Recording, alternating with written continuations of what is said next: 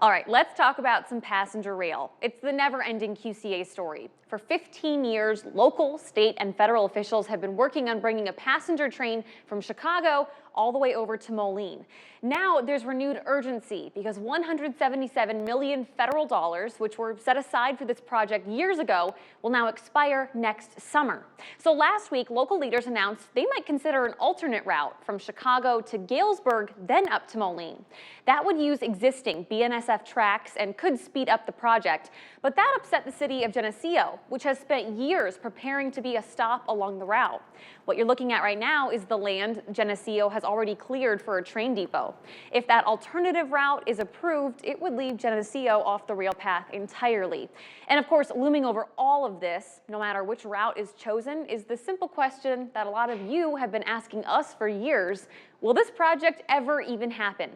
That's why late last week, the Quad Cities Chamber of Commerce traveled down to Springfield to talk passenger rail. And it's why Peter Tokar, president and CEO of the Chamber, joins us now. Peter, thank you so much for being here with us. Thank you. Thank you for having me. All right, who did the Chamber visit with in Springfield, and what did you guys talk about?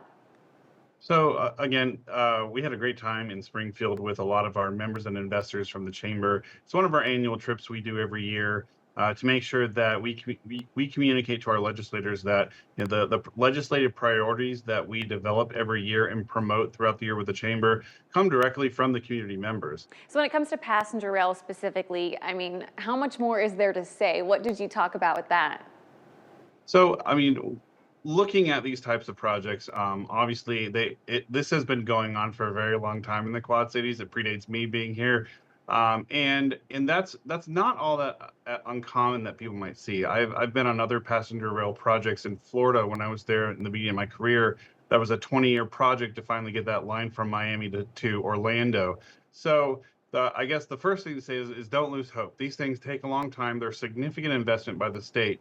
But in that, when we were meeting with legislators on both sides of the table, kind of one of the things that's important to us is that direct Chicago to Moline connection. That is the option that I think has been communicated to our community as that our community is looking for, and that we believe provides the biggest benefit to the Quad Cities, not only from a commuter perspective, but from a business perspective as well, for future business cases about commuting between the two. Okay, well, that's interesting to know that the Chamber is pushing for this direct route, the original route that was proposed.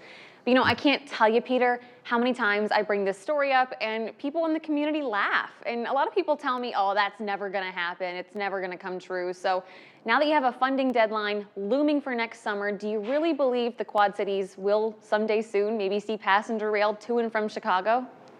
I certainly hope so. When looking at the alternate connections, they obviously will continue to provide a connectivity benefit. So we don't want to underplay the importance of investment in making that statewide connection of our transit systems, especially the rail systems. But when you're looking at the pros and cons of adding potentially what could be upwards of an hour ride time to getting to Chicago, one of the things that we've had to look at and consider is, is this a better alternative to driving, or is it just a secondary alternative to driving?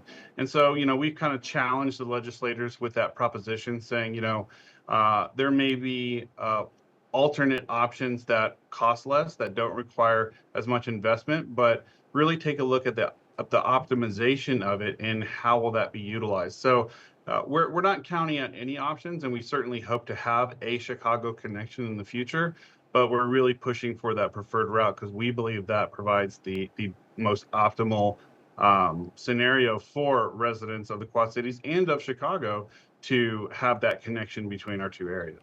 Well, Peter, thank you so much for your time today. And whatever the result is, I know a lot of people are very interested to see another step being made on this passenger rail story. Peter, thanks for joining us.